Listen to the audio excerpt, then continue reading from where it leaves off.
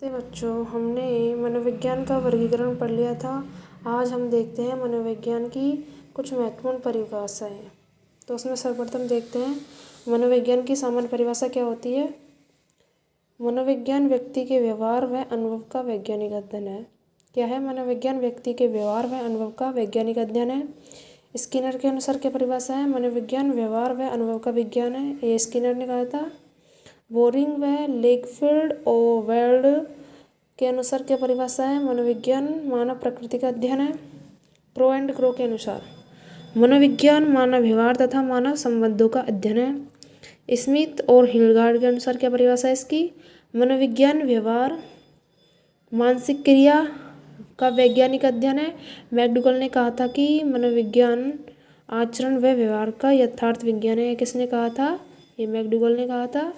William James ने कहा था मनोविज्ञान चेतना का विज्ञान है। चेतना का विज्ञान किसने कहा था? विलियम जेम्स ने। जेम्स ड्रेवर ने कहा था शिक्षा मनोविज्ञान वह शाखा है जो शिक्षा की समस्याओं के मनोवैज्ञानिक अध्ययन से है। उन्होंने कहा था शिक्षा मनोविज्ञान वह शाखा है जो शिक्षा की समस्याओं के वैज्ञानिक अध्ययन से है। पील के अनुसार क्या परिभाषा है? शिक्षा मनोविज्ञान शिक्षा का विज्ञान है। शिक्षा मनोविज्ञान शिक्षा का विज्ञान है, ये कहा था पील ने। क्रो एंड क्रो के अनुसार शिक्षा मनोविज्ञान बालक के जन्म से लेकर वृद्धावस्था तक सीखने का अनुभव है। जोन्स के अनुसार क्या परिभाषा है? किशोर अवस्था शैशवावस्था का पुनरावर्तन है। मुंडो के अनुसार क्या परिभाषा है? विकास परिवर्तन श्रृंखला की व्यवस्था है जिसमें बच्चा भ्रूण अवस्था से प्रौढ़ावस्था तक गुजरता है। यह किसने कहा था कि बच्चा भ्रूण अवस्था से प्रौढ़ अवस्था की ओर तक गुजरता है? ये कहा था मुंडो ने। अब देखते हैं हम मनोविज्ञान के विकास के बारे में। हमने पहले भी कुछ जान लिया था, इसके बारे में हम और देखते हैं। तो हमने पढ़ा था कि आत्मा का विज्ञान मनोविज्ञान को कब कहा गया था? आत्मा का विज्ञान यह कहा गया था 16वीं शताब्दी में। ये कहा था 16वीं शताब्दी में, और जो कि प्लेटो और अरस्तु ने कहा था और डेकार्त ने कहा था। और मन का विज्ञान इसको कहा गया था, मनोविज्ञान को 17वीं शताब्दी में। कौन सी शताब्दी में? 17वीं में। और इसको प्रथम बार मन का विज्ञान किसने कहा था? पोम्पोलोजी कब कहा गया था? 17वीं शताब्दी में। इसके समर्थनकर्ता कौन है? जॉन लॉक, थॉमस रीड, वर्केल-कार्ड। आलोचना मन अमूर्त व निजी है, हम दूसरों के मन को नहीं जान सकते, मन अंतर्मुखी होते हैं। चेतना का विज्ञान इसको कहा गया था। चेतना का विज्ञान 19वीं शताब्दी में, जो कि कहा था विलियम जेम्स ने। किसने कहा था? विलियम जेम्स ने, जो कि 19वीं शताब्दी में चेतना का विज्ञान कहा था। इसके समर्थक है विलियम वुंट, जेम्स लिली, टी चेनर। आलोचना है चेतन केवल मन का कितना प्रतिशत भाग होता है? 1/10, है ना। और बाकी क्या होता है? 90% अचेतन मन होता है। ये इसकी आलोचना है। विलियम मैकडूगल की पुस्तक का क्या नाम है? Outline of psychology. क्या है?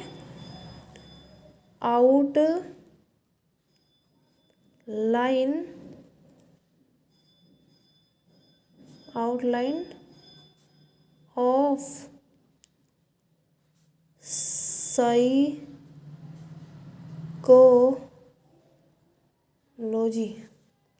ये किसकी पुस्तक है?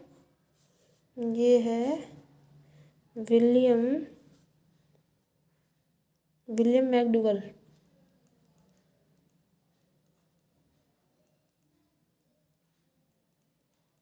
विलियम मैकडूगल की पुस्तक क्या है? Outline of psychology. व्यवहार का विज्ञान इसको कहा गया था। व्यवहार का विज्ञान 20वीं शताब्दी में। इसका प्रतिपादक था। इसको व्यवहार का विज्ञान कब कहा था? 20वीं शताब्दी में। और जो कि वाटसन ने कहा था, ये कब कहा था वाटसन ने? 1913 में। वाटसन ने कहा था कि तुम मुझे एक बच्चा दे दो जिसे मैं जो चाहूँ वो बना सकता हूँ, ये कहा था, वाटसन ने कहा था। सर्वप्रथम विलियम मैकडूगल ने 1905 में इसका उल्लेख किया, व्यवहार के विज्ञान का। बाद में पिल्सवल्ली ने 1911 में उनकी पुस्तक का नाम है पिल्सवल्ली की मनोविज्ञान के मूल तत्व में, इनकी पुस्तक है पिल्सवल्ली की मनोविज्ञान के मूल तत्व। ये है पुस्तक, किसकी है? पिल्सवल्ली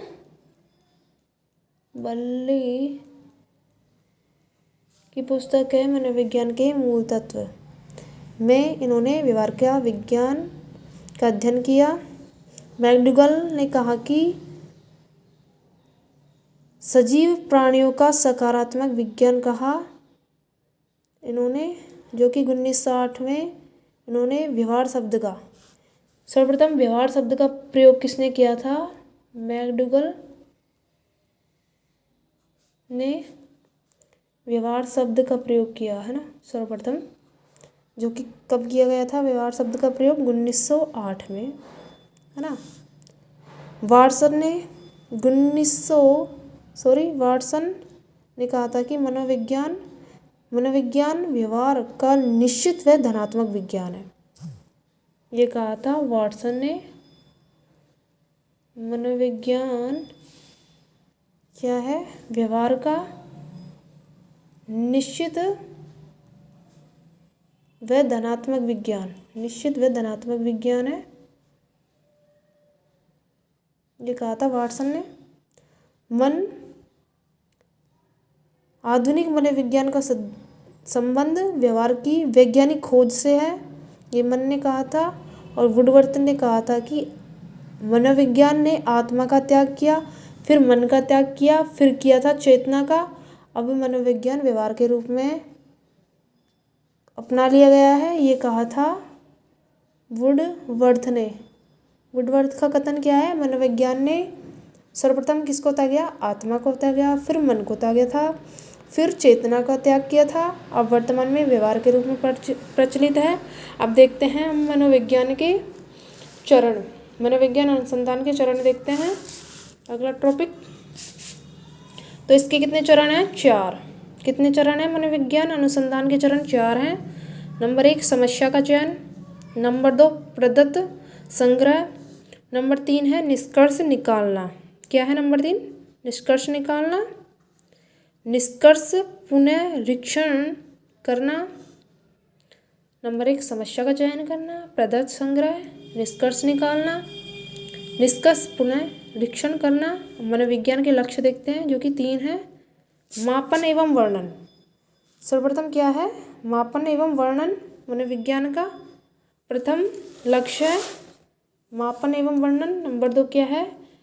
पूर्वानुमान व एवं नियंत्रण है। नंबर 3 व्याख्या है। तो हम देखते हैं पहला, मापन एवं वर्णन। मनोविज्ञान का सर्वप्रथम लक्ष्य प्राणी के व्यवहार एवं संज्ञानात्मक प्रक्रियाओं का वर्णन करना, ये मापन करना कहलाता है। मनोवैज्ञानिक क्रियाएं जैसे कि चिंता, क्या होती है? चिंता, निर्णय, मनोवृत्ति, बुद्धि, चिंता, सीखना, मनोवृत्ति, क्षमता और बुद्धि, ये क्या होते हैं? मनोवैज्ञानिक क्रियाएं होती है। और नंबर 2 है पूर्वानुमान एवं नियंत्रण। ये क्या है? मनोविज्ञान के लक्ष्य हैं, जिसमें 2 है पूर्वानुमान एवं नियंत्रण, जो कि मनोविज्ञान का दूसरा लक्ष्य व्यवहार के बारे में पूर्वकथन करने से होता है। क्या होता है? पूर्वकथन का अध्ययन करने से होता है, ताकि उसे ठीक ढंग से नियंत्रित किया जा सके। व्याख्या, एक्सप्लेन, मतलब मनोविज्ञान का अंतिम लक्ष्य है ये व्यवहार की व्याख्या करना होता है। इसमें थोड़ा मोटा जोटा याद कर लें कि मनोविज्ञान का प्रथम लक्ष्य कौन सा है, मापन एवं वर्णन है। दूसरा है पूर्वानुमान एवं नियंत्रण। और तीसरा या कि अंतिम लक्ष्य कौन सा है मनोविज्ञान का है व्याख्या। देखते हैं मनोविज्ञान की शाखाएं। मनोविज्ञान की शाखाएं कितनी होती है? 23। नंबर 1 शिक्षा मनोविज्ञान। नंबर 2 मानव प्रयोगात्मक विज्ञान। नंबर 3 है पशु प्रयोगात्मक मनोविज्ञान। नंबर 4 है व्यक्तित्व या व्यक्तिगत मनोविज्ञान। नंबर 5 है सामान्य असामान्य मनोविज्ञान। नंबर 6 है निदानात्मक या उपचारात्मक मनोविज्ञान। नंबर 7 है समाज विज्ञान। नंबर 8 है संज्ञानात्मक विज्ञान। नंबर 9 है अपराध विज्ञान। नंबर 10 है बाल मनोविज्ञान। 11 किशोर मनोविज्ञान। 12 है प्रौढ़ मनोविज्ञान। 13 है परामनोविज्ञान।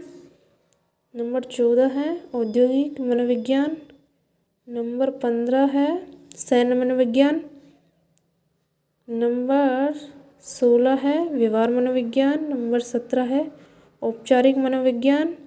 नंबर 18 है शारीरिक मनोविज्ञान। नंबर 19 है सुधारात्मक मनोविज्ञान। और नंबर 20 है कानून मनोविज्ञान। नंबर 21 है व्यवहारिक मनोविज्ञान। नंबर 22 है सैद्धांतिक मनोविज्ञान। नंबर 23 है प्रयोगात्मक मनोविज्ञान। ये क्या है? मनोविज्ञान की शाखाएं, जो कि कितनी है? 23। तो आज हमने मनोविज्ञान का क्या पढ़ लिया है? परिभाषाएं देख ली हैं। और इसके बाद में हमने मनोविज्ञान का विकास पढ़ा था। फिर मनोविज्ञान के अनुसंधान के चरण पढ़े थे, जो कि 4 होते हैं। फिर देखा था हमने क्या मनोविज्ञान के लक्ष्य पढ़े थे। क्या पढ़े थे? मनोविज्ञान के लक्ष्य, जो कि कितने हैं? 3 हैं। फिर इसके बाद में हमने देखी थी मनोविज्ञान की शाखाएं, जो कि कितनी हैं? 23। तो थैंक्स बच्चों। आज की हमारी क्लास कैसी रही कृपया हमें बताएं।